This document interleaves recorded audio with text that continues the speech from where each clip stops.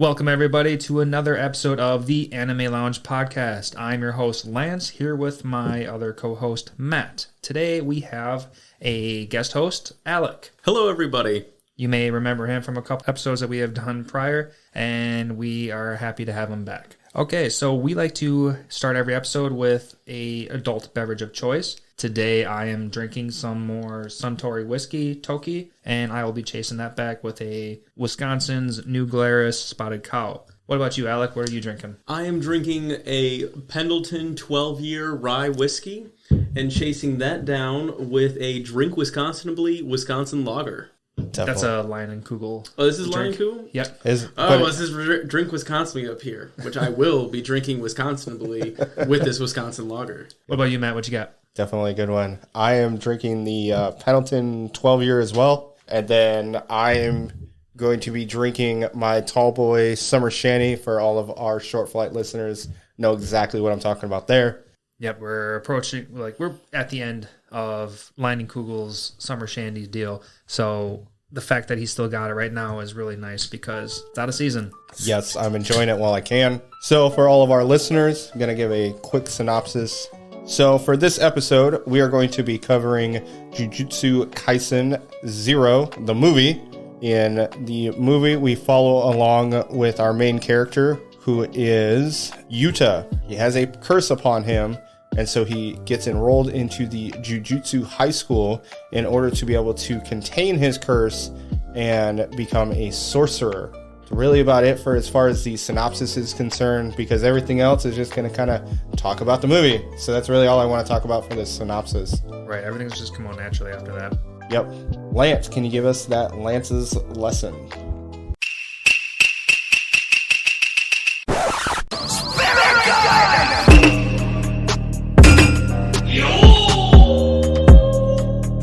Today's Lance's lessons is going to be the Japanese word for curse, and that is noroi, spelled N-O-R-O-I. Noroi is very fitting for today's episode because we have the power of curses that follow everybody, and which is kind of their power in general, like physical, defensive, killing, whatever. Curses are everywhere. Yep, curse energy is their main energy that they talk about. So It's all about like how you manipulate it as well, like whether you're going to be using the curses against each other or being cursed yourself. Yep. Yeah, that's a good one because, as I mentioned earlier, Yuta, our main character, is cursed. So Exactly. That's going to be a huge part. Do you remember what your Jujutsu Season 1 Lance's lessons was? Was it curse? No, definitely not, because I would have remembered Noroi a little bit better. Okay. I think it was more along the lines of Kaisen, or you know what? I'm just gonna shut up. I don't even remember. Okay, cool. That was a while ago. Should you do a second word of the day just in case it happened to be No, because he'll just record something and then call it a day. Yeah, no. I'm pretty positive that I'm set on this one. See, that was completely new to you.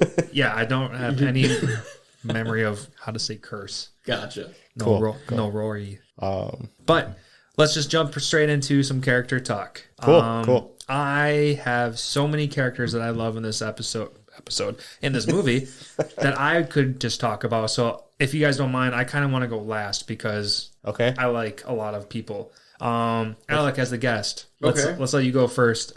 Who's your favorite character in this entire movie? So I gotta say, my first character that I was really drawn to, I mean, call me a simp, but I love the white-haired protagonist, Toge Inumaki.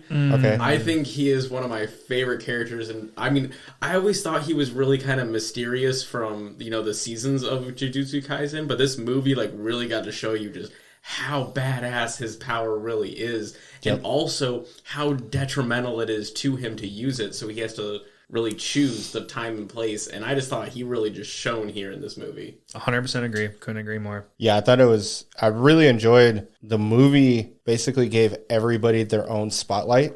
It was really awesome because in the season, you don't really know too much about him. Like, you get a little bit of Maki, you get a little bit of Panda, and you get a little bit of Toge. I don't even remember much out of Toge to begin with. I mean, you get more out of Panda than you get... Okay, so you get Panda and you get you get Panda and you get Maki. Yep. And, like, we know the power of Toge, but, like... So he talks a little bit in the fight with the flower demon. I think he gets like one word or something like that. Something's gonna happen. So it's the stupid part was like me and Alec were just talking, like we just re-listened to the entire series. Or he came a couple episodes short, but I just got done listening to the entire thing again, and right now I can't even remember. I think it's literally one word is all he says, and then they do a little bit of introduction to him when they're talking about the second year students. Yep. But I think he says one word as far as a power is concerned. But he's fighting that cursed demon, so that special grade cursed demon at that. So his power is just not going to be comparable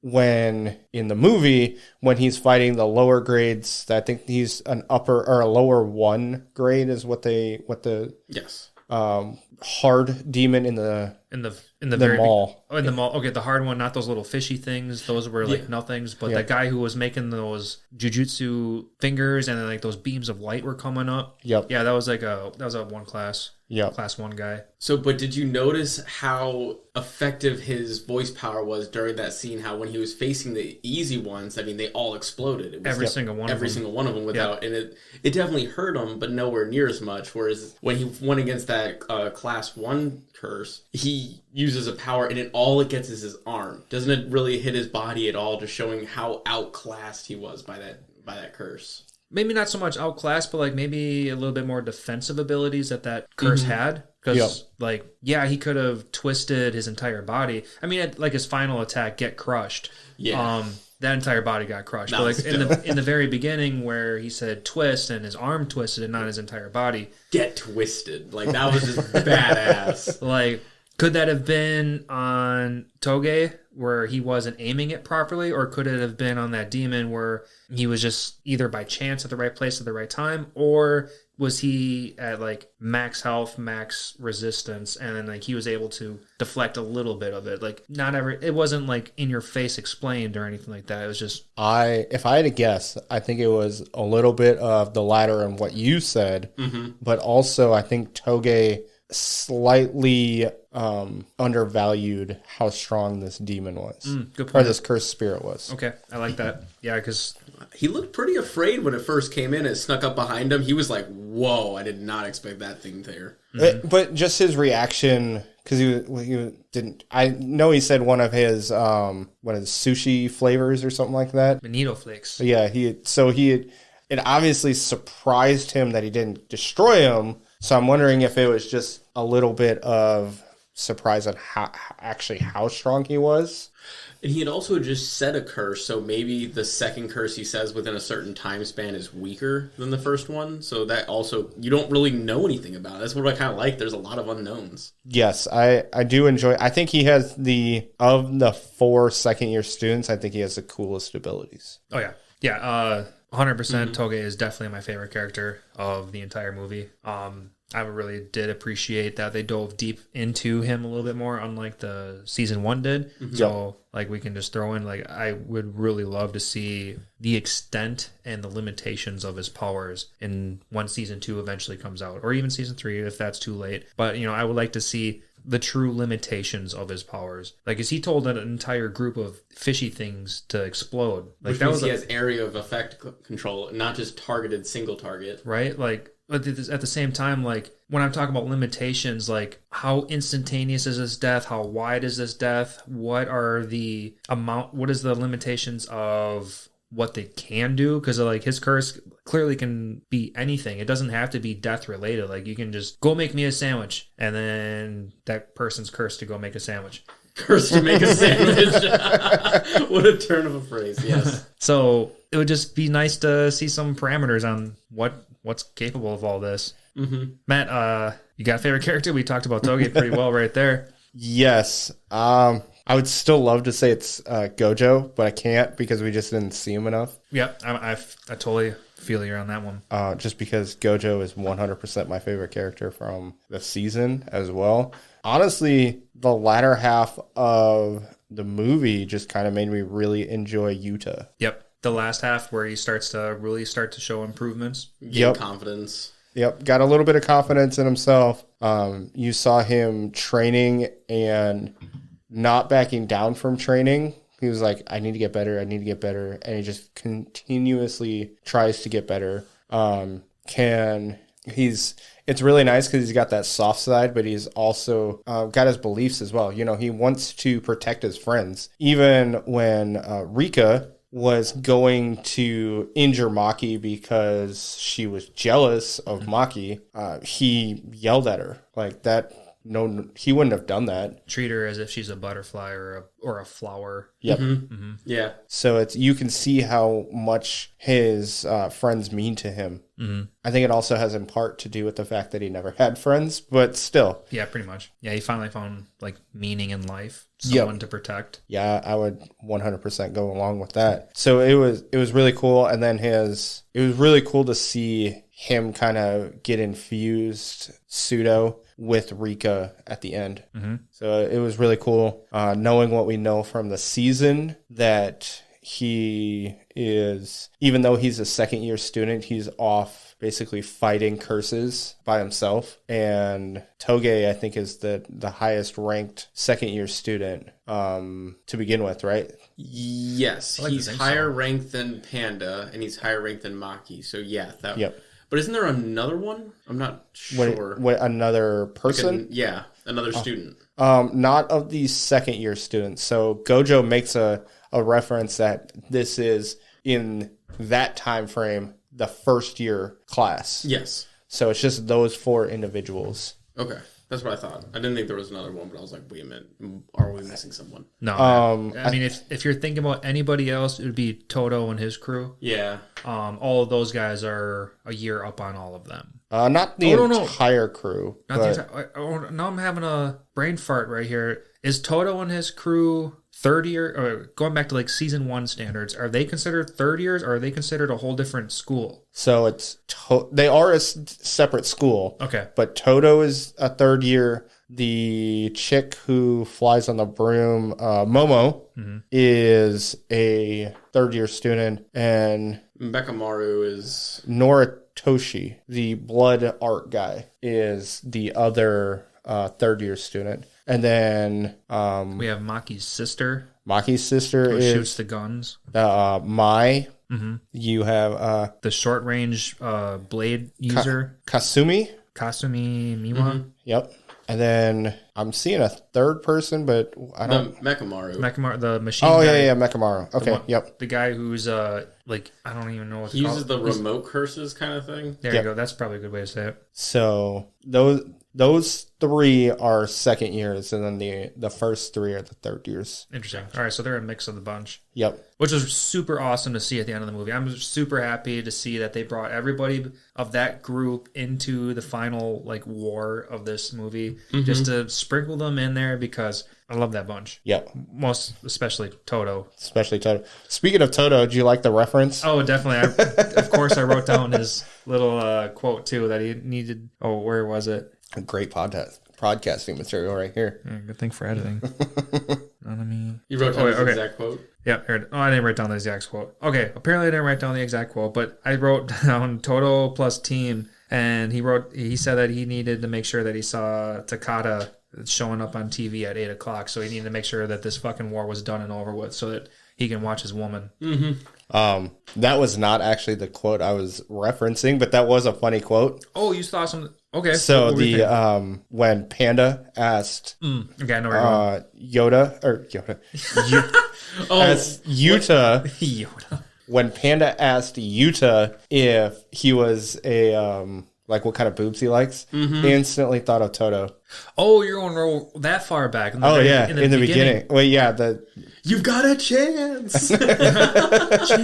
chance. And then goes a close up on Panda's fat face, and yet there's still like jaw marking lines. It's so weird. Like he's just a little fatty. And then I love that Panda. Maki's like, "What are you talking about right now?" Just super oblivious to it. Oh, it all went over her head. She had no attraction to Yuta. Oh no, I think there's something. He's got that beta energy. I think eventually something's starting to spawn. No, it's gonna be Rika and Yuta all the way. They're just gonna. Do you think though? Yes.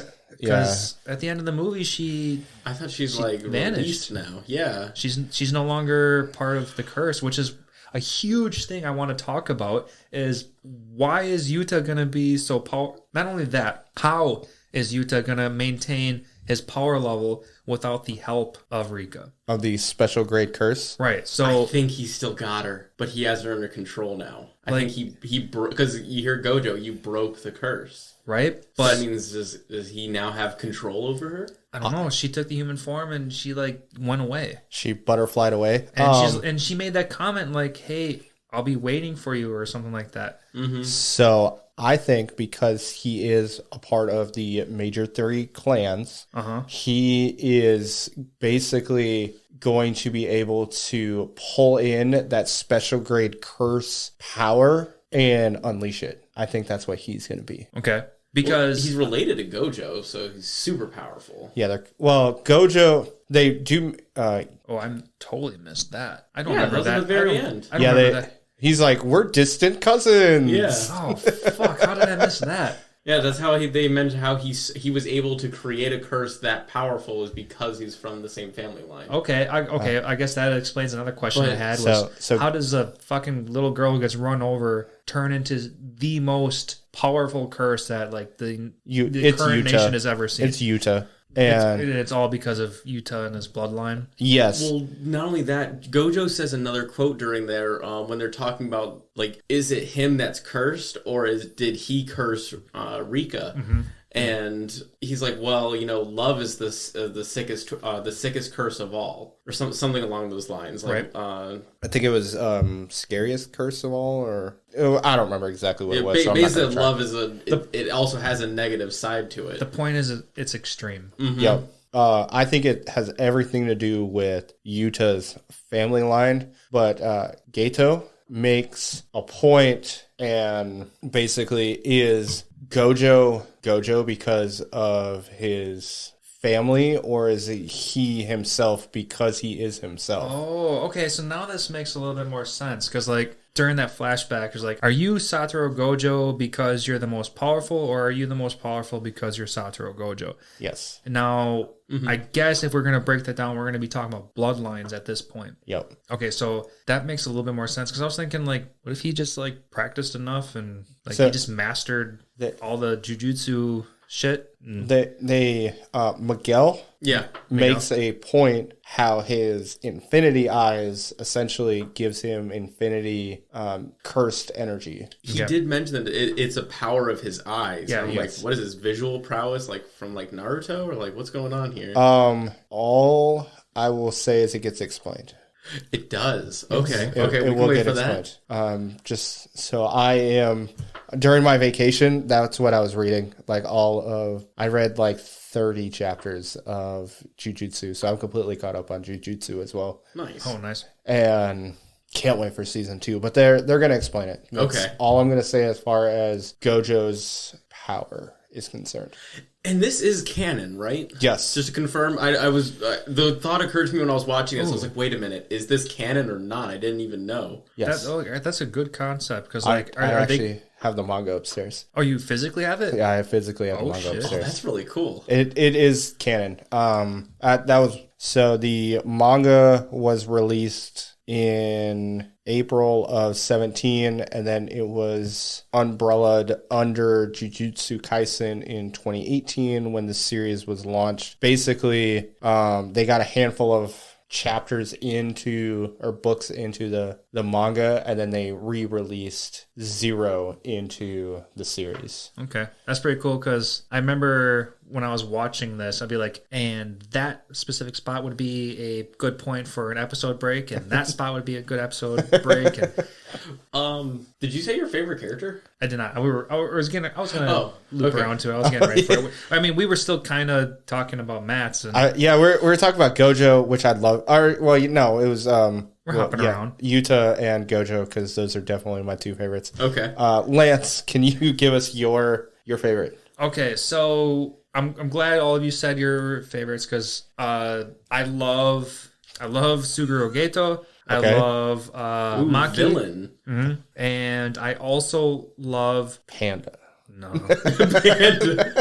I don't know. I don't even know who you're looking for. Are you looking for Nanami? I'm gonna go with no. Rika. Rika. Oh, Rika, the cursed spirit. Yeah. God. Like as We were literally as talking about cursed her. form. Rika. Okay, so I don't know who to decide between because Geto, Rika, and Maki all get a nice droplet of information about all of them. True. And if I was to compare things between season 1 and the movie, I can't even go that far because shit was explained about Geto in season 1. Yep. But I really appreciate how they dove a little bit deeper into Maki in this movie. Like, they just I don't know, they made her a little bit more personalized. They made her feel a little bit more of a human. Yep. Like, hey, I actually kind of feel for you in this movie. I didn't give two shits about her in season 1. But this movie, I actually started giving a shit about her. She was more of a badass in season 1 than she is here. Yeah. Yes. So that's kind of part of the reason why she has her insecurities here more than she does. At least she projects them more in the movie than she does in season 1. Maybe I was going to say, like, maybe she doesn't, like, open up to the other characters that we have. But, like, as a viewer, she opens up to us and she lets us know. Yep. And, like, there was that scene where she met up with Yuta and, like, just before the war was officially going to happen. Yep. She met up with Yuta in the school and then, or in that classroom, and then she left and was like, you almost let yourself be vulnerable. Yep. No one's going to accept you as a friend. This is why you can't let your guard down, and, you know, you're the one that has to prove that you're the one that has to you're the one that sets your own fate. Yep. Kind of thing. Yep. So I liked her pain, I guess, in a weird way. Like, I liked her trying to prove to herself that she was strong. No, she's got a great backstory and she's got a great foundation. So she is really good. And it's really cool to see an individual who kills cursed spirits without cursed energy. Exactly, yeah. So she's the super underdog. She can't, like she made mention, what is the absolute number one thing that makes you like a jujutsu person or like So what's the one requirement every Jujutsu sorcerer has? Yeah, something along those lines. See them. Just the ability to straight up see them. And she can't even do that. Yep. And she needs cursed equipment in order to do literally anything and everything that she is capable of. She's completely mastered just how to take advantage of make her weakness her strength. No, here's the deal. I've already given up on the phrase. Okay, well, besides anything else, Maki's amazing, but I also kind of want to touch base on Rika. Okay. One, because like she's kind of like the main. She's a secondary main character. Yeah, that's a good way of putting it. Secondary main character, but like, she's super important to this story, like very specifically. Yep. And Rika, not as the human form, but as the cursed form, like Yep. she's just a fucking badass. Like in the very first scene that you get to like see her true colors when Maki and Yuta go to that school. Yep. And that fat ass sluggy curse thing comes out of nowhere. Yep. And then Yuta's like, okay, I need your power. And he puts the ring on. And then here comes Rika blasting out. And then she just fucking tears this guy apart. And then she's ripping him apart. And she's looking at her bloody, gory hands. She's like, I'm so beautiful. I love it. And then she just tears it apart. And then blood is splattering on that force field on the outside. Yeah. And then we have Gojo like, oh, it's getting dirty in there. Did you notice that curse asked who she was? Because he knew that she was powerful, and he was clearly familiar with powerful demon because he could talk. Mm-hmm. So that means he was one of the intelligent, special grade demons or curses. Oh, I suppose is that what makes him special grade demon or Isn't special grade curses? Is the ability, like intelligence. Intelligence, yes, but I wouldn't say it was. Are you talking about the slug thing? Yeah. Oh, I don't want that was special grade. I would not call that a special grade because I think it also needs to have human characteristics. So that like even the plant special grade looks like a human for the most part. Humanoid. Humanoid. Yeah.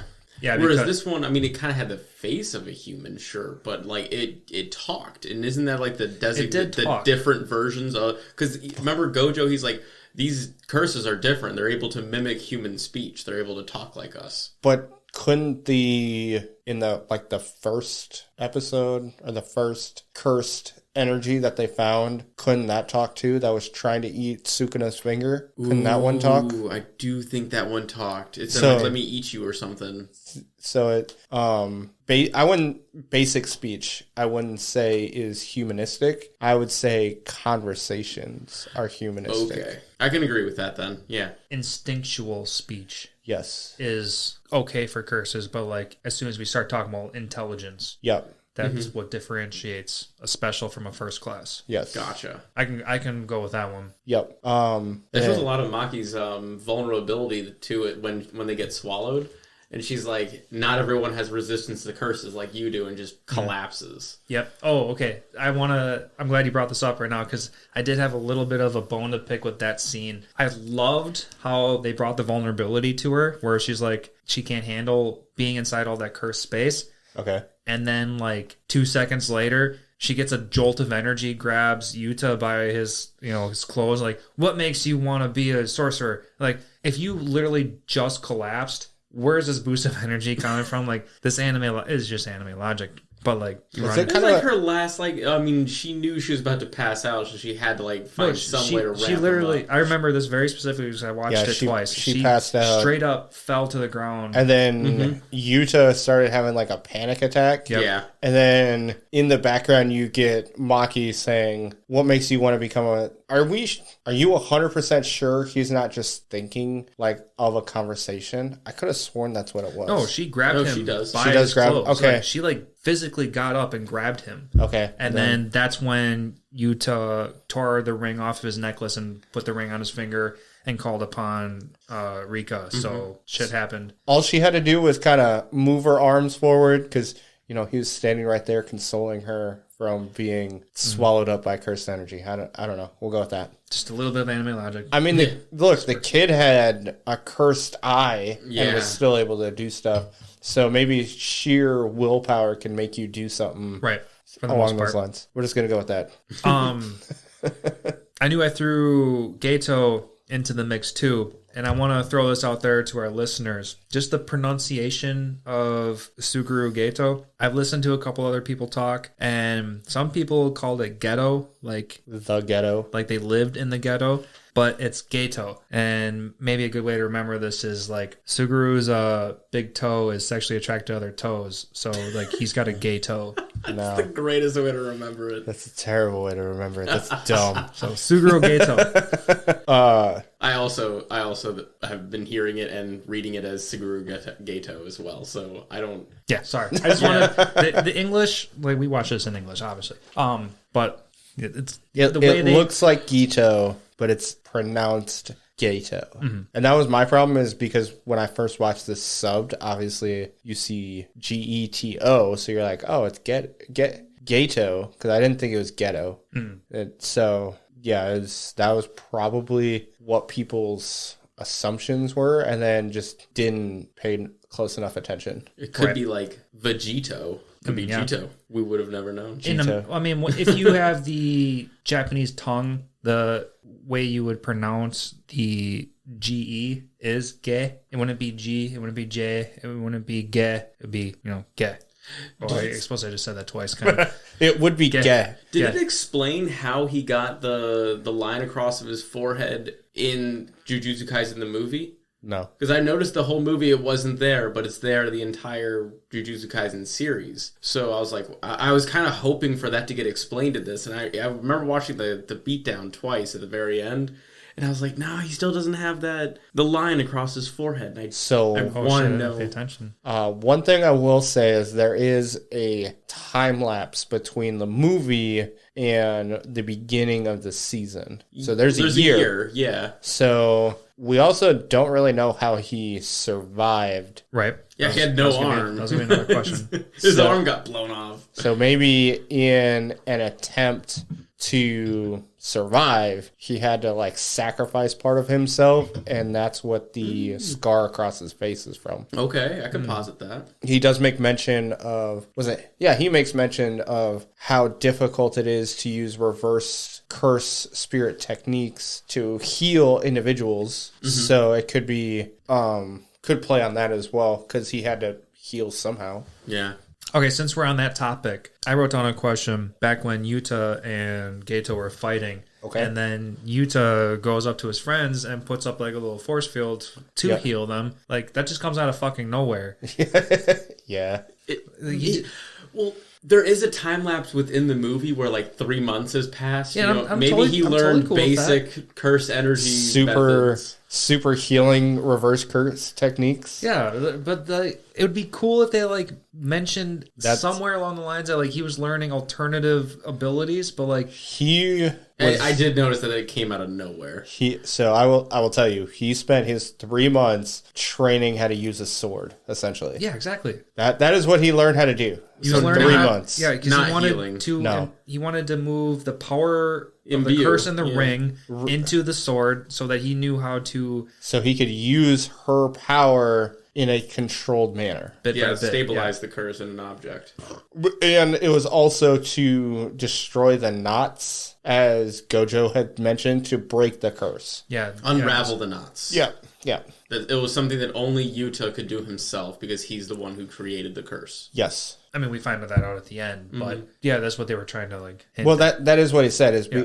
because he is cursed, he's the only one that can unravel the knots. And then because he was the one that created the curse, he was able to break the curse without undoing all the knots. And because Rika didn't want any sort of payment, she was set free. Right. It's a very long-winded way to say what happened at the end. Works And so it was really good. I will say it could have been instinctual. It could have been him tapping into kind of Rika's power, and she kind of used him as a puppet to help save his friends. Could be something along those lines. They don't go into it. They don't go into it, but I also want to throw in there like maybe it was a way of him like forgiving himself, like by healing his friends. oh no, I meant like I thought you were talking about like getting rid of the curse. Oh no! I think Or we're still talking about the. I'm talking about the just healing of just friends. healing. Yep. Okay, I thought It you was were a trying skill that he never showed that he knew. right. Okay, I Yes. thought you were trying to loop in how he got rid of Rika. We can talk about that after, though. Okay, so it sounds like you know a little bit more. No, I don't. I just good conversation. Okay, So if I had to guess, it would just be something along those lines where it just kind of he did it without thinking about it. yep. It's the only thing I can think of, because as we find out that he is actually of Jujutsu sorcerer lineage, so just maybe because they said he was like the tied to one of the strongest Jujutsu sorcerers. I think is what he said. I thought that's what he said, or just that. Well, he's in Gojo's family, and Gojo's the most powerful Jujutsu sorcerer, so at least the one that we know of. Yes. So. I mean, he says that he could take on, what's his name, Sukuna at full strength. He's like, yeah, it would be an effort, but I would win. And he's like pretty confident on that. It's also Gojo, so it might be just him being confident in himself. Right. I mean, just imagine Deadpool being confident or literally anything. That's true. I cannot separate the two. Gojo is Deadpool. Very similar. I will never ever separate the two. So Yeah, that's a great reference. Not what I would think of, but that's okay. So I think it's more a little bit of Gojo versus. speaking of reference, I mean, just to draw that in a little bit more, like we get in the very beginning where Gojo is trying to introduce a Yuta to the class, and he's like, "Look, round of applause for Yuta." Oh, no one wants to clap hands? All right. And then that was a Deadpool moment. And another Deadpool moment that I really liked a lot during the war when he was about to send Panda and Toge back to the school. Yep. And he's like, okay, Geto isn't here. He's at the school. I'm absolutely positive about it. Probably. Like, which one is it? Yeah, exactly. That's basically what they argued. And it's like, that's it. That's a Deadpool line right there. So, Well, that and fucking love it. the whole when he does the fourth wall dimension thing where he's just kind of jumping and you just see him in the background jumping, and it's just an outline, basically an outline of him, a really rough drawing. I think of Deadpool in that too. So other Deadpool references. We're going to talk about Rico, but I don't remember why. Her just kind of becoming free. I think that's what we were going to talk about. Oh, yeah, that's what you were kind of leaning into. Well, I guess I can ask this. What do you think was the defining moment to be able to set her free? What do you think caused it? I'm a little bit torn between one of two things. Okay. One, him saying that he loved her out loud, Okay. or two, saying that he like will relinquish everything and live with her, give his body for her and all that stuff, like non-selfishly giving up himself Selflessly. That's the word I was trying to go for there. And then trying to just save the day in that sense. Okay.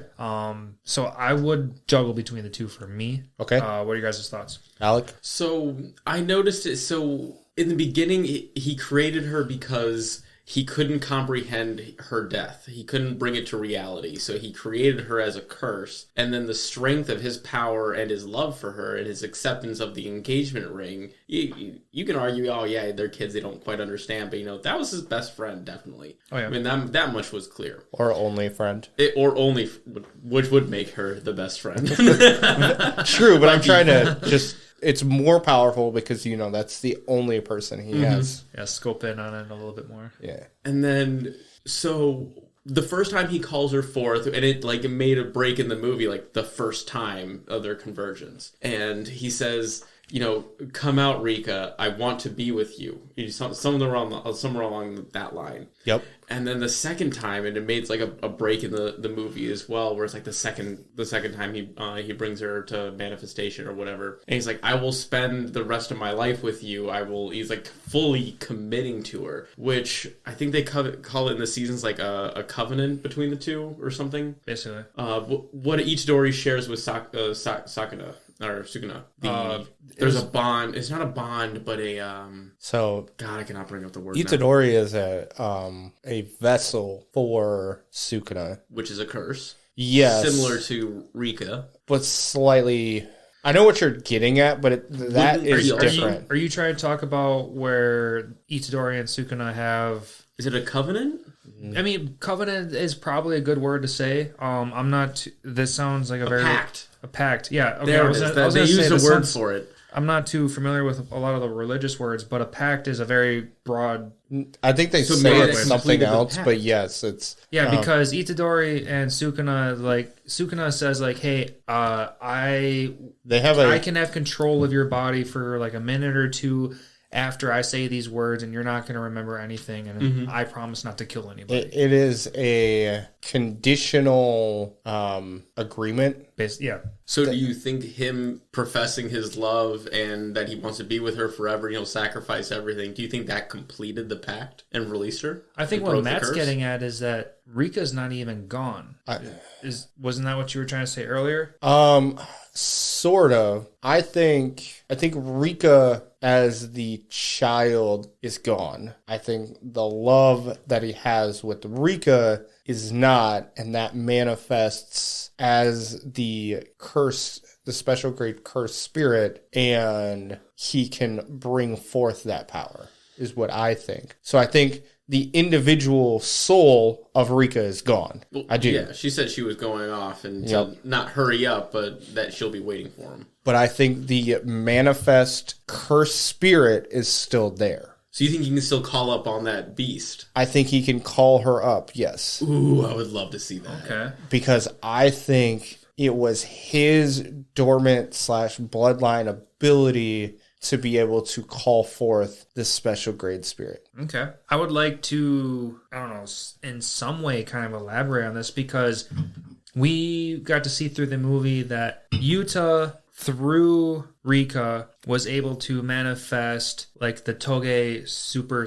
speaker thing, the megaphone. Mm-hmm. Yes. Now, if we were to take Rika out of the equation, do you think in the future Yuta would just be able to manifest that megaphone automatically? Do you think he just has the power to do so, and he just needed some kind of talisman, not talisman, some kind of totem being the curse? He drew the curse mark on that megaphone, and the megaphone crumbled away because it was the sacrifice for using the curse. Mm-hmm. And even Gato made a comment about it. He was like, wow, he just used something that the entire clan took years to do, and he just did it in one word. Right. And Gato called it the snake eyes and fangs. Mm-hmm. So to kind of reference this in something else, so they talk about it in Demon Slayer, how there are branches off of the main elements. So do you think that he is essentially like a main pillar, and then like the curse speaking is a branch off of it? Yeah. Ooh, I think he has the ability to tap into Basically the branches off of his pillar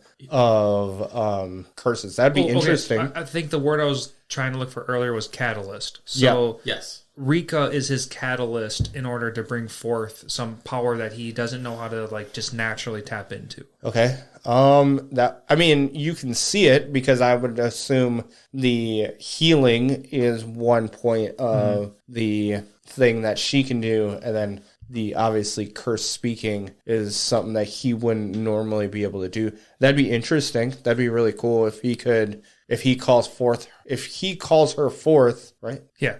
And she is able to essentially help him bring other cursed techniques that he normally wouldn't be able to do. That'd be really cool. I think that'd be a really good and unique technique. Yeah, I like that a lot. Well, they did mention that it was not only that he had the power of a special grade curse, but he was also a special grade sorcerer. They had him linked as that. I think that was because he was cursed with a special grade. Okay, so you don't think that were two separate things? That's what I took out of it. The second time through, when they made a point to make two separate points, like Rika, special grade curse, Yuta, special grade sorcerer, the fact that they separated the two, that's where I was like, wait a minute.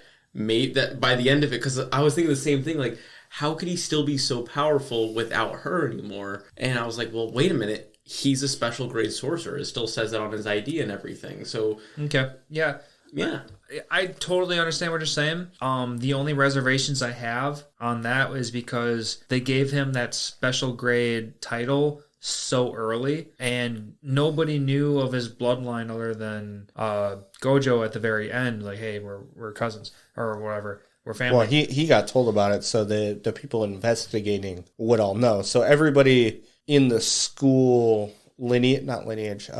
hierarchy is gonna know, right? So now the question is, did the hierarchy know that Yuta was a special grade through bloodline, or was this kind of just figured out accidentally? I think it was figured out accidentally, because they said they were doing research into it.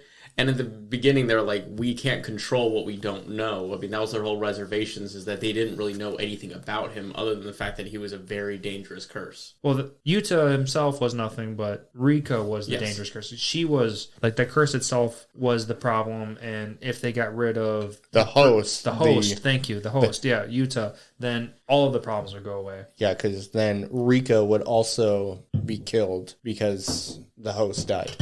Which I enjoyed the kind of references they were making for the first season, because where Gojo does his interrogation is the same place where he's interrogating Itadori. Ooh, is it? Yes. I did have a question about that, because like I was totally on board with that being the exact same place where... Okay, just to bring all of our viewers into place, Yuta was in a solitary place where he wanted to just be alone forever. And episode 1 of season 1, right? Is that the same scene? Something like that, yeah. Where Itadori and Gojo are interrogating. Well, Gojo's doing the interrogating part. Not each other. Gojo's doing the interrogating, and like it's like a safe room. Like there's bandaged up areas, prison room sort of. Yeah. I thought about that. I'm like, okay, well, at first thought I thought that Yuta put himself in that area, so like it was a separate area. And then Itadori was brought there against his will because he was taken by Gojo. So they were both, I think they were both brought there.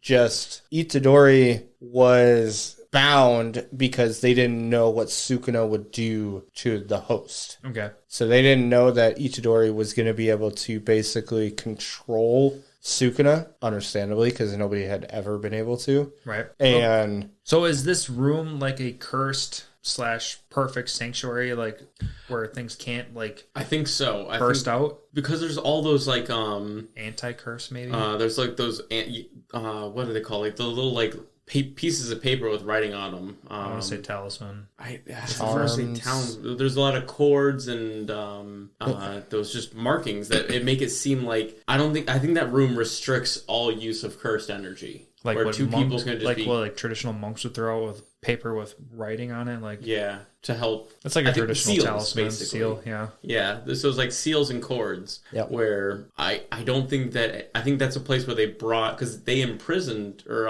they captured curses. Yep. So I think that was a room that you would bring something that you suspected had cursed energy to help suppress it. Mm. That was my interpretation. I mean, I also like that they brought it right into the middle. I was like, oh, cool! Like this gives me season 1 vibes. This is awesome, right? Yeah, it was definitely season 1 vibes, and it was just really cool that they brought that back into it, and also the fact that they pretty much put him on the kill list immediately. Yeah. So again, season 1 vibes where Itadori his execution was put on hold until he was useless is pretty much what they told him. And then I loved Gojo where he's like, if you make me pick between you guys and Yuta, I'm going to pick Yuta. And then you just see right into his infinity eyes. I was like, oh, fuck. That's so awesome. It was so cool to see that, though. Yeah, I think that would scare anybody. Yeah. I would not want to be on the other side of Gojo. That's for damn sure.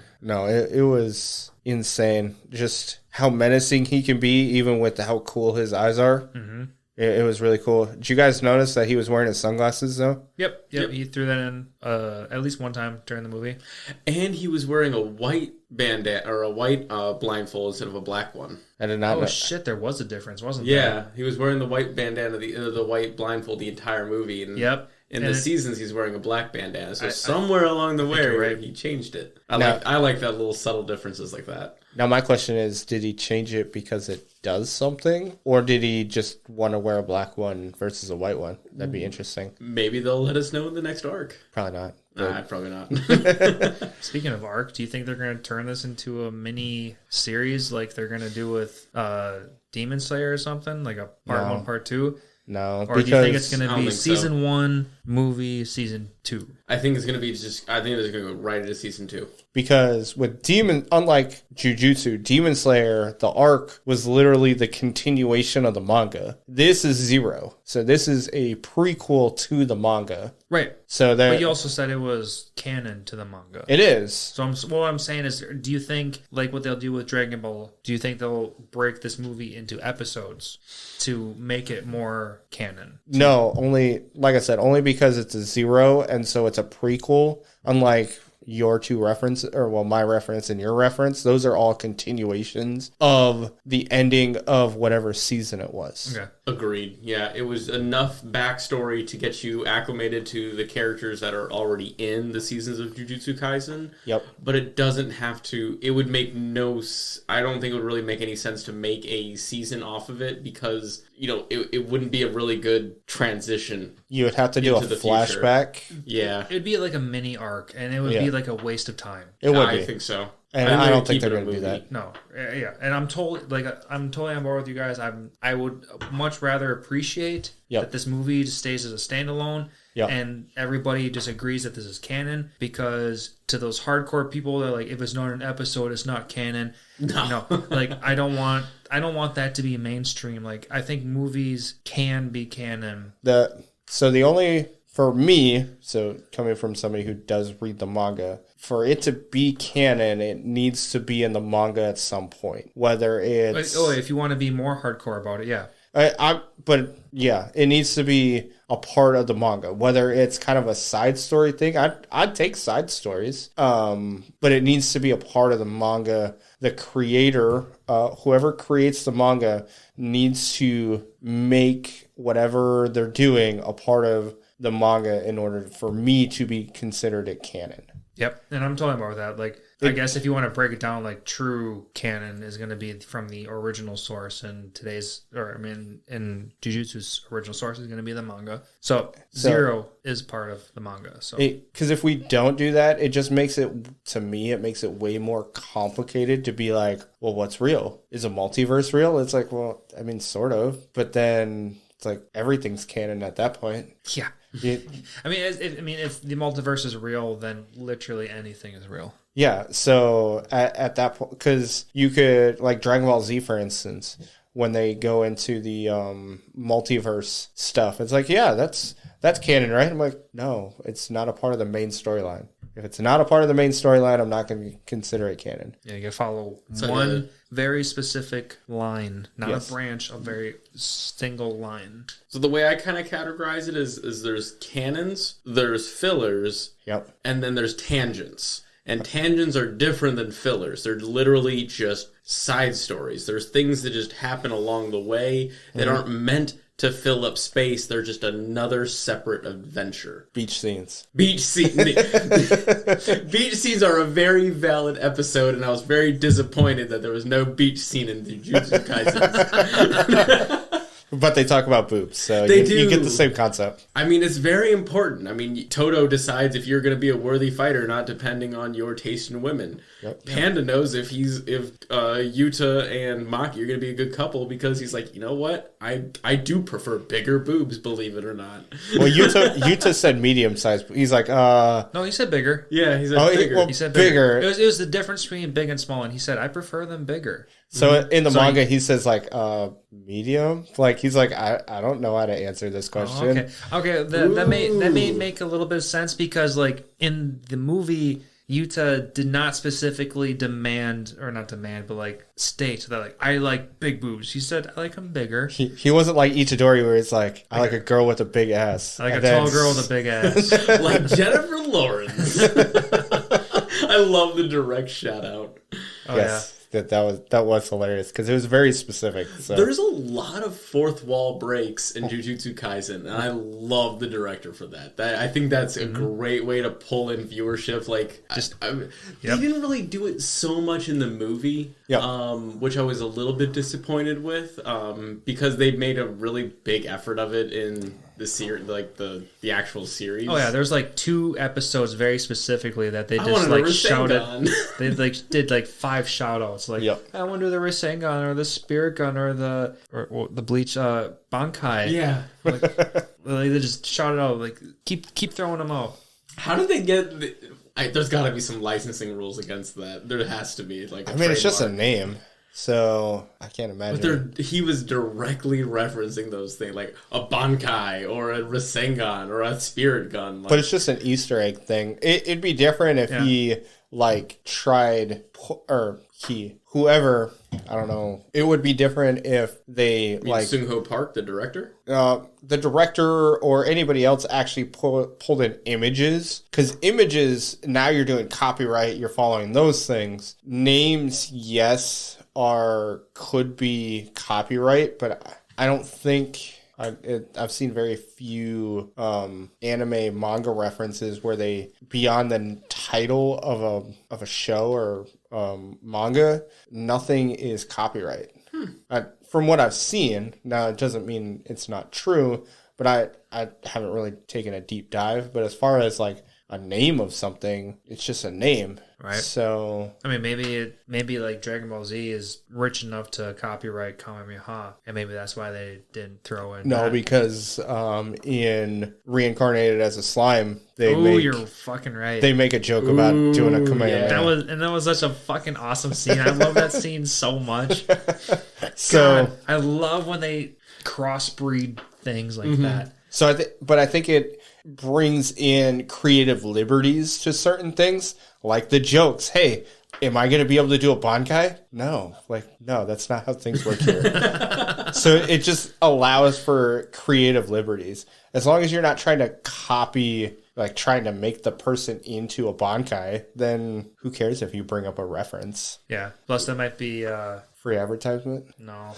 What's I was looking into legality stuff, like if you copyright infringement. You get creative liberties. Where you're allowed to take like 10 seconds of a clip and then you can throw it in something and that has a phrase. Well, like when you see on all the social media platforms where somebody will pull in, a couple seconds from a show and then kind of make a reference off of it, like just kind of string together a bunch of shows together. Let's look it up to make life easier. Yeah, because there's a phrase that I'm looking at right now. Yeah, because you're like YouTube, you can actually make clips. Never mind, I don't have internet. Oh, Oh, it's spotty. Keep going. On YouTube, you can pull in clips from whoever you're subscribed off of to basically make references off of or kind of do promotional things. I'm not 100% sure. I haven't really dove into it, but I've seen it. I think it's just something we need to say fuck it to. Yeah. So I guess I have a question for you guys. What was your... Also, we need to get a break going in. Yeah, fair use. That's the thing I was looking at. Fair use, copyright stuff. Yes. Yeah.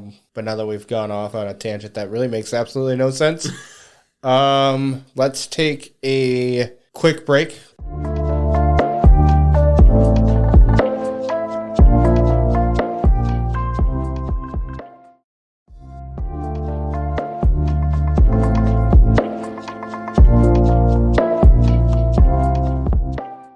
And welcome back from our break. So I was listening to a couple other people talking about how Jujutsu Kaisen and Harry Potter have a lot of similarities. Now, where do you guys, seeing that you two are Harry Potter nerds, where do you guys want to go with this? We prefer the term Potterheads. But I mean, you can. That's kind of weird, but okay. I would say I definitely agree with the white-haired supreme protagonist as Gojo and Albus Dumbledore. I think there are some obvious... I mean, he's the world's most powerful wizard. Gojo is the most powerful Jujutsu sorcerer, wizard, kind of the same. Pretty much. So I definitely think there is a line that can be... that can be crossed there and that they share similarities. What do you think, Matt? But the main bad guy in both of them are not the same in the slightest. One, the main bad guy in Harry Potter couldn't get past a 17-year-old.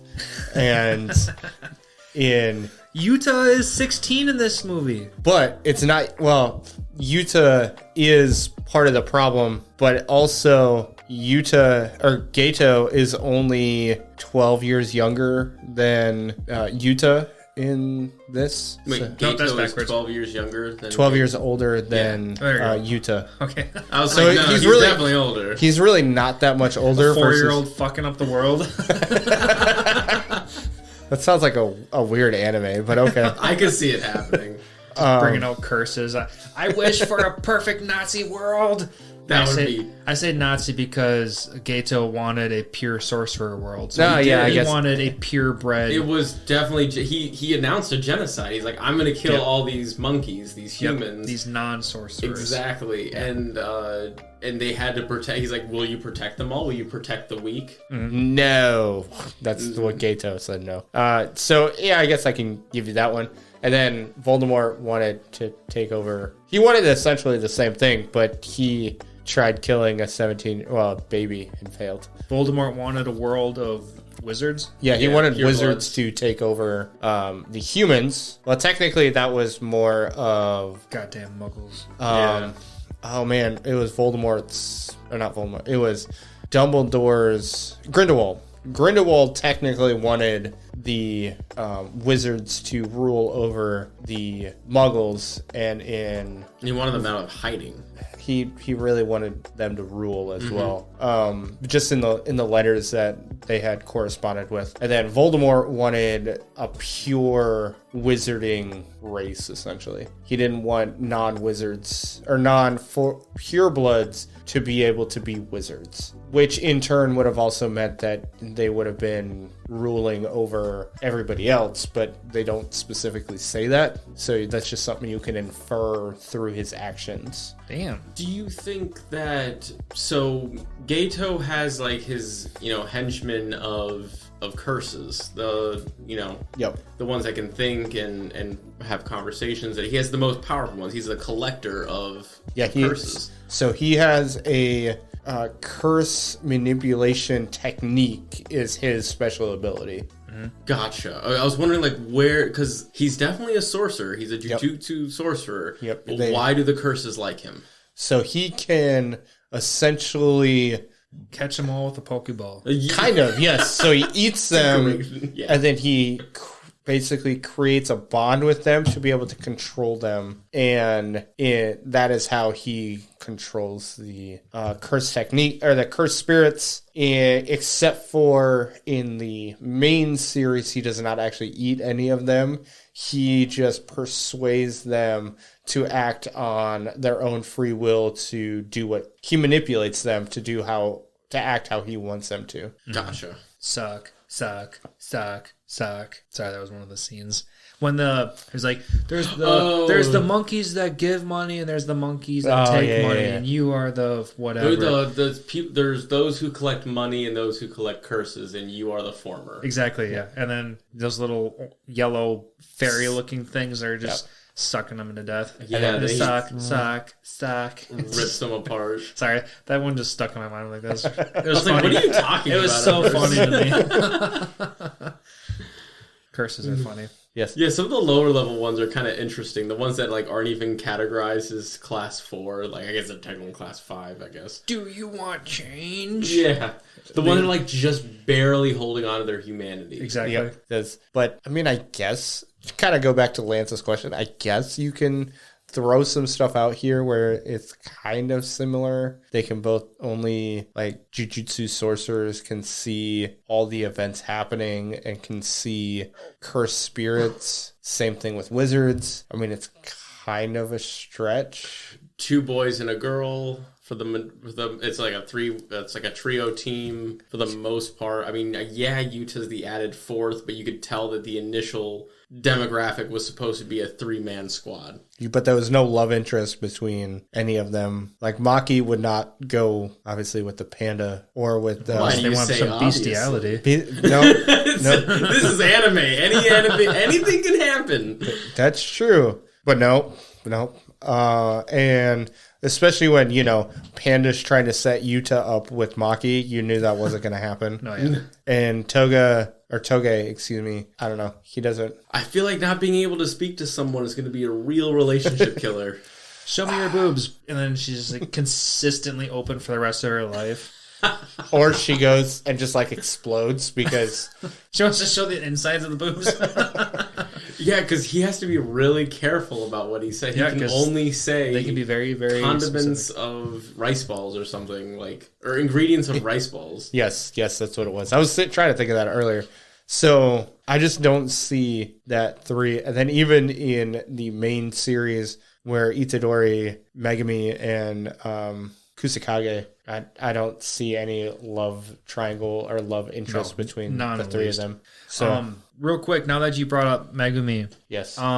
When you had brought up Jujutsu Kaisen 0 yes. in the past, I don't remember if you said this specifically or if that's how I took this. Okay. I thought that Jujutsu Kaisen 0 was going to be the precursor to Fushiguro, Megumi Fushiguro. Yeah, I definitely didn't bring that up. So. Okay, well, I don't know why I thought that, but like it took me a good 15, 20 minutes into this movie, and I did not connect the two. I'm like, okay, mainly because Megumi is a weird word to me, so Megumi Fushiguro didn't connect at the same time, so when we're talking about the main character...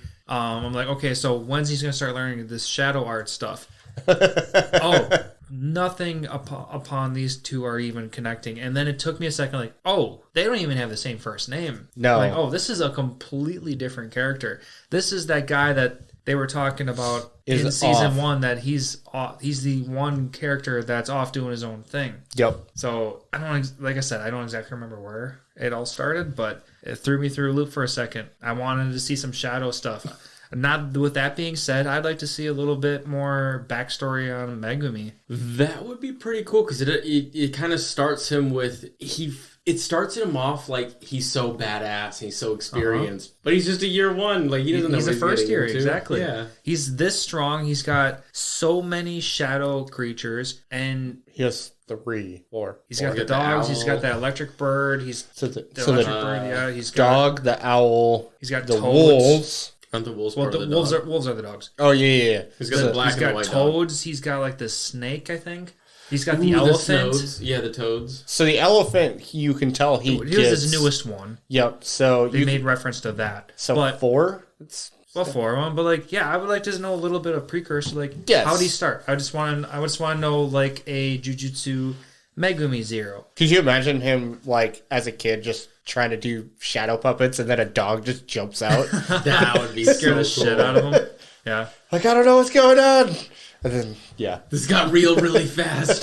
You want to know the nerdy part of me coming out? Like, not, or like we had mentioned earlier that I was re-listening to all of season 1. Mm-hmm. That hand style that he puts himself into with the 2 lower fingers and the 2 upper fingers, and then he like kind of grabs his thumb. I've been doing that at work a lot. You've been trying to summon wolves at work? I'm trying to summon some shadow dogs. Some helpers. Yeah, I don't have enough curse energy in me to do so. It's like those videos where you see people like instinct catching things, and they're like, Yeah. "Can I do the Spider-Man Yeah, power?" I know exactly the video you're talking about. And just, the caption's like trying to. Oh, I don't remember what the caption was, but it was like, "Do I have special powers?" And like, no, I don't have special powers. I just got lucky. Yeah, or the when the first time. So just kind of go. Have you watched when Gohan is teaching Videl how to use Flight. ki? Yeah. So it's kind of like that, where it's like, oh, that doesn't seem too hard. Let me do that, and let me attempt to try and get some ki. Well, yeah. Even in Dragon Ball, like trying to teach a human how to do so, like. Yep. All of a sudden they know how to do so. It takes like half a day in their time. Yep. Which is like 8 episodes in Dragon Ball Z time. Just, I actually watched, or I saw a thing where it was, so the Tournament of Power was 38 minutes, and it was 43 episodes. Yeah. That's what I love about my good old Dragon Ball Z. They're just moving so fast that they need to slow down time in order for everything to happen. Well, and to give them a little bit of a plus, like there's also many things happening at the exact same time. Yes. So in 38 minutes. Yeah, so many. Don't forget about interactions the are happening. conversations in the stands. They have to have a whole episode for that, Yeah, too. and those are happening at the same time too. All very quickly. Yeah. They can even talk very fast. Oh, Speed of sound. They should just make like a little mini episode of like everything from the stands and just fucking explosions going everywhere, just zipping, and then just one episode is the entire Tournament of Power, and you're just like, Well, it would have to be 2 because it's 38 minutes. 30 minutes, but like they can fast forward through a little bit, maybe. But yeah, sure, 2 episodes, and like the entire arena is just a blur because nothing you can't even see anything. And you just see mouse moving just like the entire time because That's actually one thing that I will say that I really like about new school anime like Jujutsu Kaisen is that you get the fight in one episode and like it actually shows you what's going on. It's not like sparks of light everywhere kind of thing. Yeah, what Dragon Ball Z is very popular for. real timing. Yeah. Yeah, real timing. Like, just to bring us more in depth with the show, when Gojo is fighting Miguel,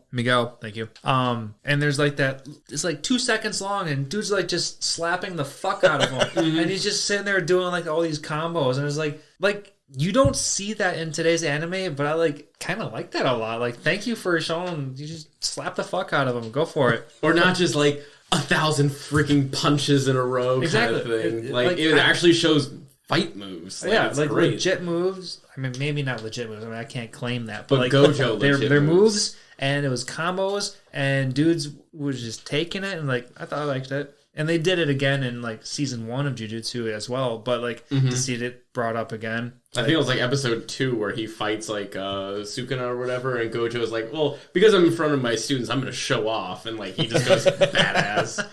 I was like, oh wow, he's showing off right now. Well, it's kind of like Yu Yu Hakusho, where before the boat scene, and Hiei and Yusuke have their fight, and it's like, I only saw 17 flashes. Oh, Yeah. don't feel bad. I only saw 11. Yeah.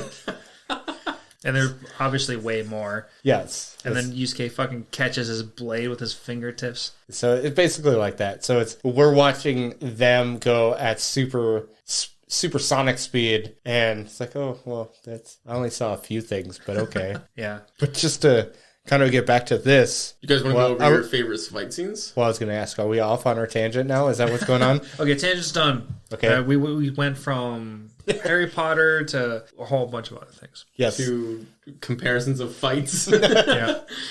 Okay, well, I guess speaking of fights. You can re-ask your question. So what? Yeah. So what are your guys' favorite fight scenes, or I guess scenes in general, from the Jujutsu Kaisen movie? You know what's fucked up about this? I knew this question was going to come, and so many things happened at once. Can I play the asshole role and go last? Sure. I think I know. Okay, So there's Matt? because there's only like a handful of good things, but like it kind of has to. Yeah, just go. So, Matt, you have something? so I have a favorite scene within a fight, and it's during Miguel and Gojo fight, and Gojo just obliterates that giant towering cursed spirit in an instant, and then just gets right back into the fight. I thought that was hilarious and awesome at the same time, because he's just like, I can't deal with you.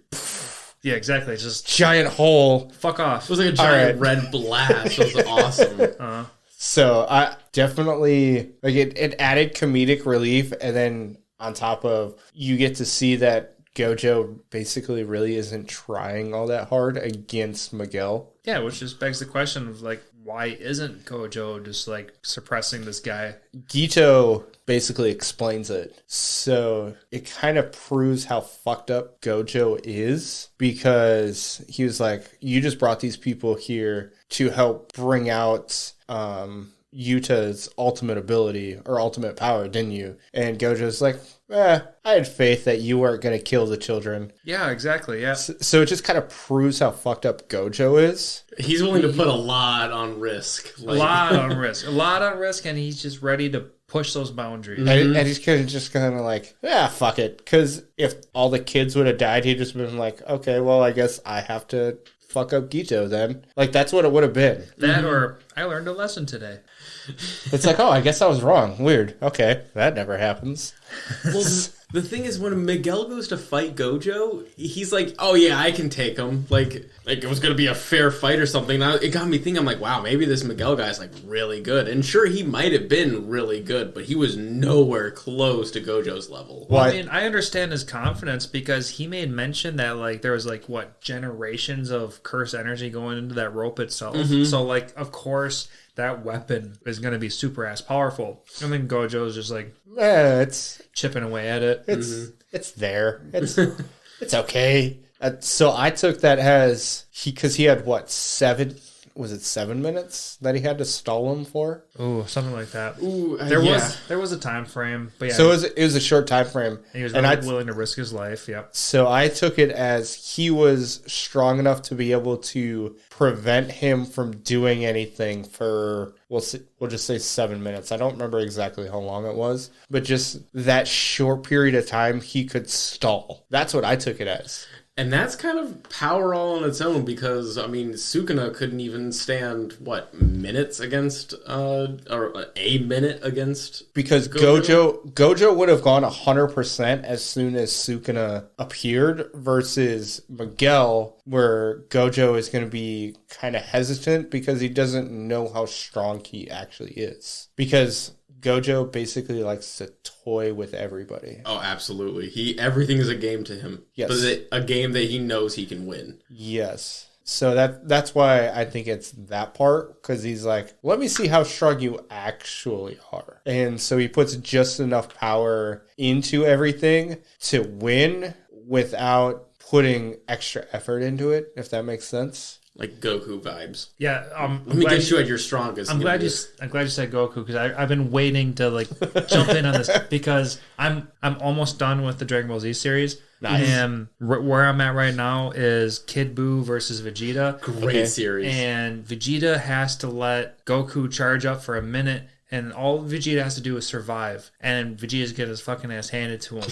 So you guys are talking about time limits and just stalling, and I'm thinking Vegeta's out there being a bitch and just taking... I mean, obviously we know that he lasted longer than a minute, but, it's just... I just wanted to throw that why you gotta out there. Throw shade at Vegeta like that? Damn. Well, he admitted... Yeah, he's... To an episode earlier, he admitted... Super Saiyan 3. That Goku was much stronger than him, and he couldn't do it, and he was willing to sacrifice himself to the brink. He didn't want to officially sacrifice himself, but he was willing to... Well, he already done stall. that once. Right, he said, it doesn't matter, I'm already dead. So if he died, then whatever. Yeah, he couldn't get revived again. Right. Yeah, but no, I know what you're saying, and it's Vegeta's still better. But anyway, Oh yeah. What did you think about Panda's fight against Gato? Oh, I love that when he brought out his brother's other spirit. Yeah, and it's like to us viewers who have already seen season 1, that we can already connect the points. Like, you just, boom, there's like this overpowered panda. Like, we know that that's his brother's spirit. And then, boom, it was awesome. Mm-hmm. Loved it. yeah, I thought it was really good. And it was really awesome to re-see how powerful his gorilla panda is. Exactly. Yeah, I love the gorilla panda mode. I mean, that's just... I really want to get to see the other one, the sister. The sister version? Yeah, because in the series, she's the first one that's shot dead. Yep. And then we don't get to see that in season 1. And then the precursor, Jujutsu Kaisen 0, we don't get to see it either. So, like... Well, I'm trying to remember, what was she exactly again? I don't think that was even explained. No, they definitely show her. He's the panda. He's the brother's the gorilla, and she is. Oh my gosh, I'm just gonna have to. The piglet? No. All right, quick Google search. Triceratops? Rhino hybrid? What? Balance type panda, power type gorilla, and a third core Triceratops or Rhino hybrid. For fucking real? That's what it says. That sounds way more powerful than a fucking gorilla. Oh, when they show the picture, it's just a light. It's just a green light. Yeah, it's a green light. And it says that she's the passive one or something. How is a Triceratops passive? I don't know, a rhino? Triceratops or Giant rhino? fucking dinosaur sounds way more powerful than a gorilla. But a rhino, I don't know. Rhinos are omnivores, so... I'm sorry, did you say Triceratops or rhinoceros? Or rhinoceros. They don't know. Those are beast. two completely different animals. I feel like it's going to be a rhino. Because that's the only thing that makes sense. I would is a imagine panda, a rhino. gorilla, and a rhino. Yeah, I would imagine in Japanese lore, rhino would come way before a fucking Triceratops.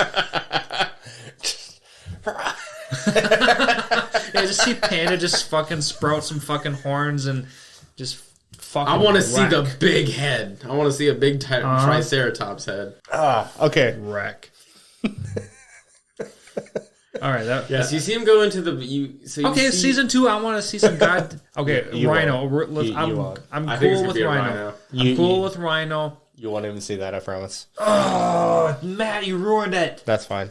Okay, season 3. I want to... So that core is like dead. Oh, dead. yeah, because it got shot dead. Like, I thought No, it I just think- got suppressed. It I didn't think get it dead. can get revived as he long was- as one comes back. As long as one is alive, the other two can come back. yeah, I would go with that one. Because they're basically 3 cores within one throughout his body. Yep. Yeah, so he's just going to need some time to recover at this point. Yeah. And I'm totally cool with that. Yeah, so we got to see Gorilla Panda just wreck ham, but get distracted and just wailed on. That one moment of he looked over and saw Maki on the ground, and he's like, "Oh no, wrong decision."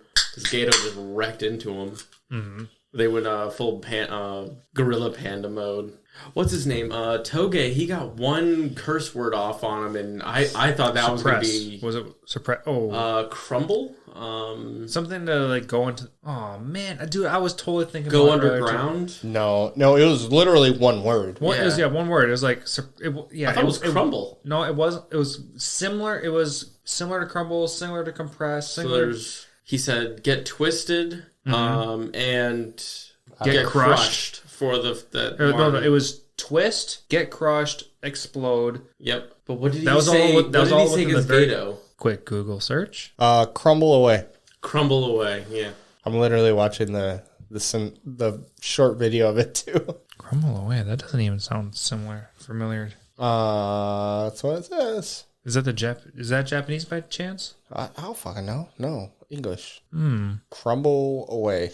Flattened And when exactly is he saying that? against Gito. Against Gato, yeah. Gato. And they're fighting, and then he literally sends him underground. And then his head gets kind of crushed, and Then he comes out with all those like centipede things. Yeah, those are Redheaded centipedes. Okay, we'll go with that. Um, Well, so I brought up that Toge got one curse word off and it was crumble away, and how it was supposed to be a really powerful curse, but like Gato even is way too strong. Gato shrugged it off like it was nothing. Yeah, you saw him get a little bit crushed, and then he just comes out with like all the cursed spirits that he has and acted like he really didn't do anything to him, so it's kind of interesting. Yeah, he's somehow resistant to curse speech. Because he didn't die when Yata said die to all those things. I just think he's too strong. You think he's just way too overpowered? Oh, fuck yeah. Yeah. Yeah, I think he can...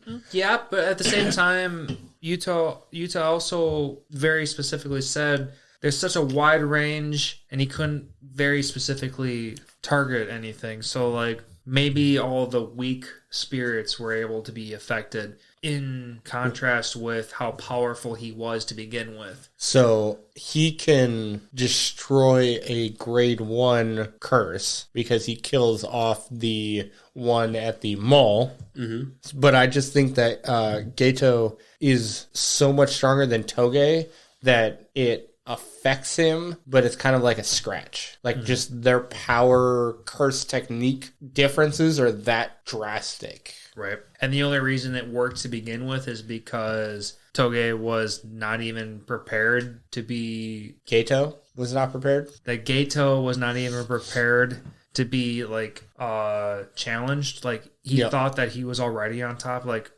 he didn't have competition. Yep. And then he's surprised that Yuta was able to surpass his expectations. Basically, like even it'd almost be like if a child like hit an adult where it wouldn't hurt, but it just surprise you where you'd kind of react to it. Mm-hmm. Like, oh, that hurt a little bit more than I thought it would. Yeah, it didn't hurt, but it was just like, oh, I mean, I guess I kind of felt that. That was interesting. Okay, cool. Mm-hmm. Okay, so you think that the power gap is that far? Yes, yeah. Because at the same time, Gato was also at the same time, like, he did make comments to himself, like, yeah, that was a lot more powerful than I thought it was going to be, or, like, he made minor comments. But he was definitely not injured. No, yeah. Like, he was calm enough to be like... Well, until the end. To brush it off. Yeah. So I'm kind of running out of things to continue on with. You guys got anything else? I would give this movie a solid, like, 8 or 9 out of 10. I really enjoyed it. Would definitely watch it again. I've watched it. I've listened to it. I would definitely rewatch it to see what little small details I can pick up on now. Also, for viewers, watching it and listening to it were 2 separate times, not... Yes. So I watched it once, and then there was another time where I literally just listened to it. I didn't watch anything. I just had it on my phone, had my headphones in, and just listening to everything. Because I think that's also a kind of a different experience to anime in general. Of just hearing what's going on and using basically my mind's memory of what I'd seen before as to kind of fill in the gaps. But it's an interesting experience, and you gotta pay more attention to the dialogue that way. So I highly recommend it. Will everyone enjoy it? Probably not. But it's certainly another way to be a part of anime, I guess. I don't know. No, I 100% agree. Because I also listened to it after I watched it. But the only small little curveball I want to throw into this is they did throw a quick little scene about Nanami. He was a teacher kind of guy, like the guy who went into overtime mode. Yep. And the businessman. Yep, the businessman. Who kind of quit the Jujutsu school and quit being like a worker guy. Like he was kind of in between, whatever. The only thing I want to bring back into Nanami is in the movie, just like he did in season 1, he wrapped his tie around his fist. And it makes me wonder, is his tie a cursed weapon? It also has the same splotches that his dull blade has. So I think he pulls cursed energy into his tie. Okay, because his tie is clearly connected to whatever this technique is, because he's done it twice now. So I think his almost as a calling card too. Kind of, yeah. I think his blade is a part of his cursed technique, and I think what he does is during the day when he's not working overtime.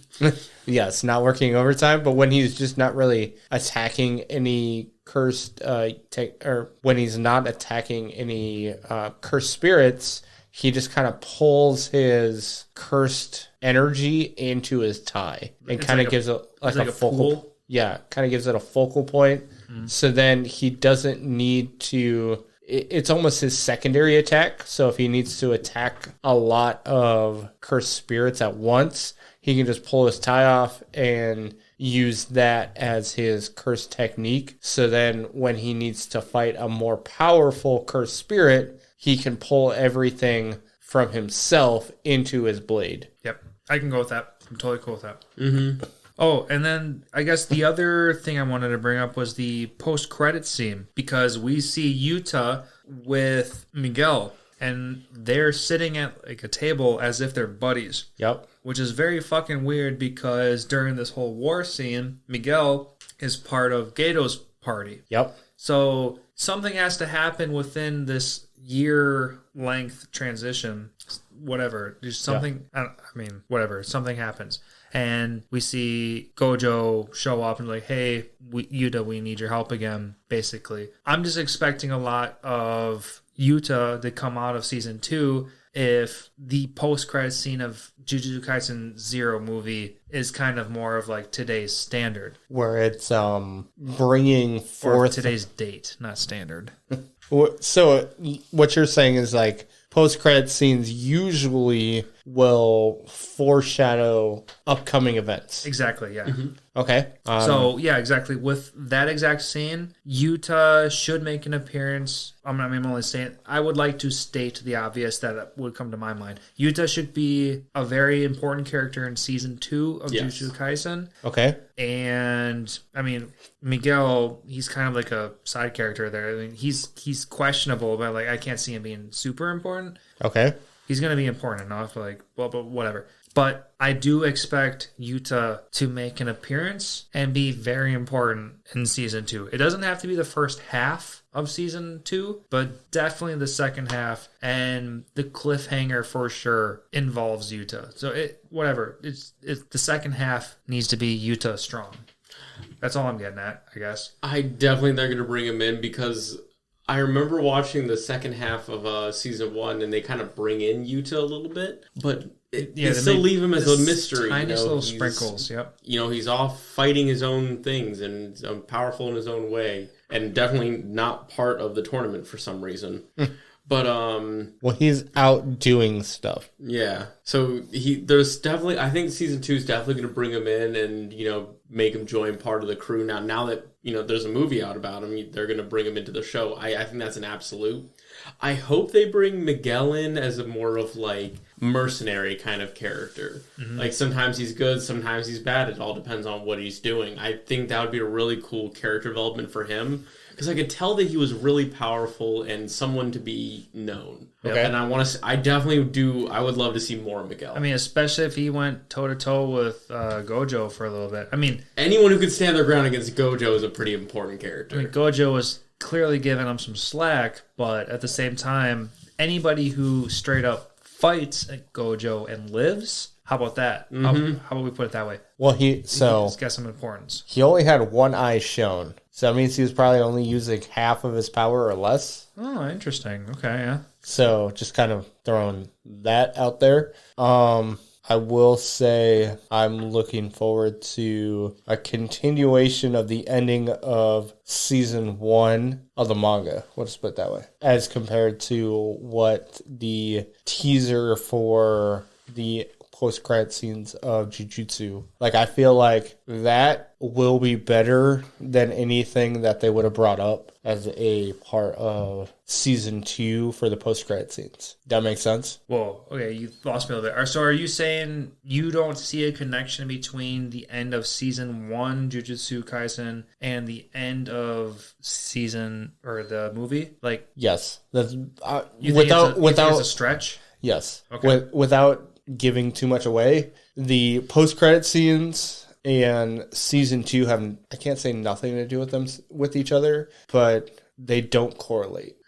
Okay. Oh yeah, I definitely agree that they don't correlate, but like it's obvious that they have to eventually, but like, and what's going to happen in season 2 is going to be better than anything you can think of as far as how they would make the post-credit scenes correlate. Like how they would make it correlate is going to be far worse than what's actually going to happen in season 2. Okay, or do you think maybe this movie came out before season 2? Oh, season? Yeah, sorry, a little bit of weird-ass accent came out. Do you think this movie came out before season 2 came out because... of the manga? No. Because the ending of season 2 is going to bring in Yuta. And they would like us to know a little bit of pre-story about that. And then season 3 is going to be everything that we are presuming now. Ooh. I mean, I could see a part 2 of the movie. I can't think of a better way to say it than part 2. Yeah. Like a second movie is literally just all right, what's Yuta been doing since Itadori was taken over? Well, not taken over, but there's since, a year gap. Since Itadori became the Sukuna vessel, and what happens in season 2. That'd be interesting, because then it doesn't necessarily need to be canon per se, as in our previous discussion where it happens in the manga, but it would be almost a side story kind of thing. Like a parallel story. A parallel story. I was kind of thinking of My Hero Academia Vigilantes, where it was like, yes, these are the people that you know about, but here's some backstory that aren't to the main story, but here's some extra information that's cool to know. Right.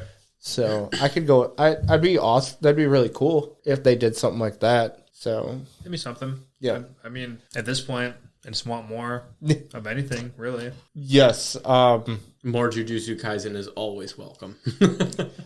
As our listeners know from our Jujutsu Kaisen episode, this is probably one of my top animes. I can't say top 5 because it's kind of fluid, but just definitely I could rewatch Jujutsu Kaisen over and over again. Like if not only that, but like every time that you would watch it, you'd learn something extra. Yes. Like something that you missed out on, because I as we were talking earlier, like I re-listened to it and I picked up on a handful of more things that I'd completely missed on the first run through. Yep. So this is definitely one of my favorite anime in general. So everything I can learn and all the extra stuff I can get, I'm 100% going to be all for it. So, but just to kind of give my grade on this, I'd probably say it's an 8. Like, it's good. Storyline is really good. It's really thought out.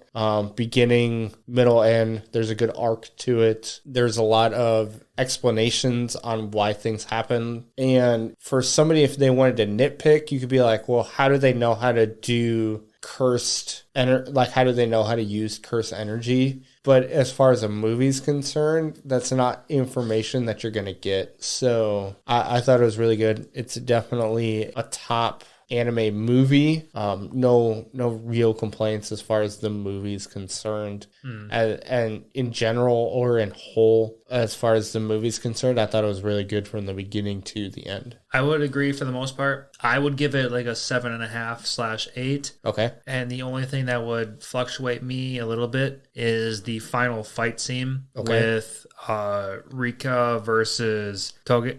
Gito? Rika versus Gato. And that's because as soon as Rika's summoned, like Rika summons up this like super hyper beam, and then Gato like makes up this like spirit bomb of cursed spirit, and then they like blast it at each other, and like things just explode. Like a lot of beautiful colors come up and things happen, but like choreography of fight was non-existent. So like it happened and it didn't happen. It was kind of like one of those moments where like Broly was too powerful and they just needed to kill him off immediately. And like they just needed to come up with some bullshit reason. And that's why Rika came up with super hyper beam and then special beam cannon, okay? Yeah, and just I was not very satisfied with the final fight scene. Anticlimactic? Yeah, it was very anticlimactic. Okay, I can give you that one. Yeah.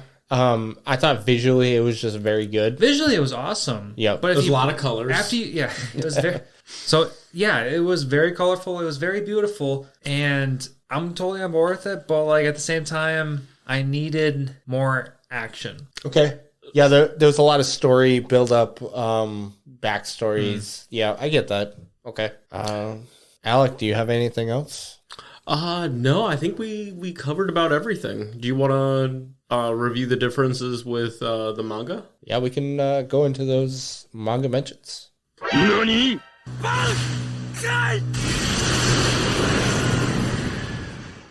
So, for our listeners, there is, as we talked about earlier, a manga to the Jujutsu Kaisen movie. It's episode 0, or excuse me, it is book 0. So for anybody that wants to buy it, as I had mentioned earlier, it's upstairs in my bookshelf with all the other Jujutsu Kaisen books that I have, which I'm almost caught up on. I think I'm a little bit behind on the mangas as far as physical copies of them are concerned. Oh, I thought you were going to, like, try to sell them. Like, no. They're upstairs and they're $500 a piece. No, they are mine, and I am keeping them. I thought you were trying to start promoting them. No.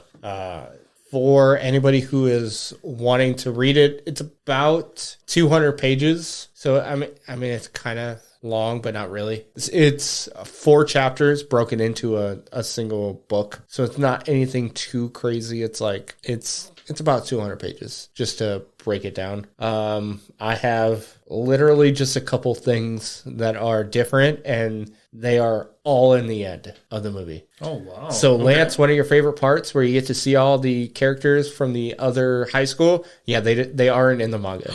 No. Toto doesn't show up? Toto doesn't show up. No. Yep. Toto or any of the other characters from the other high school are not there. So there's no mention of Takada. No, nothing. And her showing up at 8 p.m. They made specific reference. Yes. No. Plus we should also throw out there it was like Christmas Eve that all this shit went down on too. Yes. No. Nothing along those lines. So sorry to disappoint you there. So who does fight that in the manga? It's just not there. It's not there. The whole fight scene with the demons is not there. Yeah, the whole thing at the end is curses. Not there. I mean, with the curses is not there. That whole section of fighting is not there. So it just keeps going back and forth between, well, not even, but really back and forth. It goes from Gojo and Miguel fighting to Yuta and Gato fighting, and that's it. Like, there's no constant back and forth between the two of them. To be fair, they were only in that one scene, and then that was it. Yes. It was literally just to, like hey, 2 minutes. Remember us. Mm-hmm. We're important-ish. Remember, I like big butts too, so let me get back to Takada. Tall women with big butts. Yes, excuse me. He liked tall women with big butts. Exclusively. So that's not okay, so that part's not in there. What else did you say at the end wasn't in there? Basically, like half of the Miguel and Gojo fight isn't in there. Oh shit, that was already short as it was. It was actually kind of long compared to the manga. Really? Yeah. Did it go into any history about like the rope cords or anything? So that specific conversation happens. Okay. Did he grab the electrical wires and like try to throw it at him? Okay. No. I thought that was pretty creative. I liked that. I mean, it's visually cool, but as far as the manga is concerned, like it's kind of like it. Yeah. How do you draw that out to be sparky? Take the time to make that. Like, yeah. Why did you draw that? It's a waste of time. And let's be completely honest, it goes almost against how Gojo fights because he uses all his martial arts techniques. And then he uses his infinity techniques. So he just uses his jujutsu and then just fights and then punches people. Like, that's the only thing he does, really. Yeah, he's got the perfect defense because he has the infinity between 1 inch and 2 inches between him. Yep. And then he can just slap the shit out of someone until they pass out. And yeah, kind of. So yeah, he can either punch people or just use cursed energy. So what does he need? Or they can do the purple blast thing. The violet blast, according to the manga. Yes. Oh, violet. Violet. Yes. Or I was gonna say the purple Big Bang attack, but Yes. Purple Big Bang. I like that. Or Big Bang attack, because technically a lot of Vegeta's attacks are purple. But anyway, so then Nanami fight, that doesn't happen either. Nanami doesn't show up at all. No, he's not there. Just okay. So the movie just throws a couple of homages towards some Yeah. OG characters from season 1. Yep, exactly. And then the only other thing is the post-credit scenes aren't in the manga either. Really? Yes. Interesting. Okay. But that could just be references to future things, like a future movie. Oh, as Lantz has said earlier. It's 100% foreshadowing to something. Because you cannot throw a post-credit scene at the end of the movie without foreshadowing something promising in the future. Yep. Other than that, that's it. So it's it's pretty much exact. Yeah, it's 200 pages, and the movie was 145. Yeah, I think it was like 144 in some seconds. So yeah. I think Crunchyroll. I think my phone rounded up to 145 minutes of movie. So yeah. So obviously, movies out on Crunchyroll. Watch it for free. Yep. Well, your subscription, but yes. Yes. Maybe some ads. Yes. Maybe, I don't know. If you're for free. So, yeah, it was really good. I think I read the manga in like, I don't know, less than an hour. Damn. Wow. 200 pages in less than an hour? Yeah. There's no way. Oh, you told me it was 200 pages. I'm like, damn, that's going to take you a whole day. No, 200 pages. Like, because you have to think it's a lot of fighting. You're just straight, like, picture booking it. just kind of going through. It was good. It was really good. Just finger flipping it. Okay. Yeah, this isn't like a textbook. 200 pages takes you like a fucking year to read. It's not My Hero Academia trying to explain, or Dr. Stone.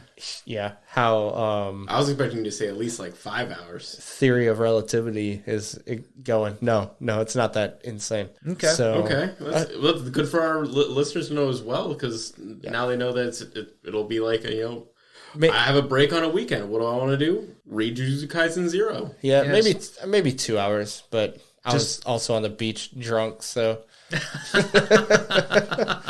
Oh, that's all good. So, yeah, it was really short. Oh, let me rephrase that. The differences were basically non-existent until the end. So it was very nice. It was really, really nice. Yeah, just a couple sprinkles that the movie threw in. That's pretty much it. Yep. That's nice. But that's it. So, Lance, you want to close us out? Yep. So that's another episode of the Anime Lounge podcast. Thank you for listening. And if you have listened to us to this far, that means you like us. Please give us a 5-star rating. We need to grow our community. And if you like us enough, please find us on YouTube, because we have a short series called Anime Lounge Short Flights. Currently, we are covering Chainsaw Man and Bleach 1000 Year Blood War. So go on to YouTube and find our stuff where we talk about each individual episode, where we break down our reactions. And that pretty much breaks us down. Thank you for watching, and we'll catch you guys next time.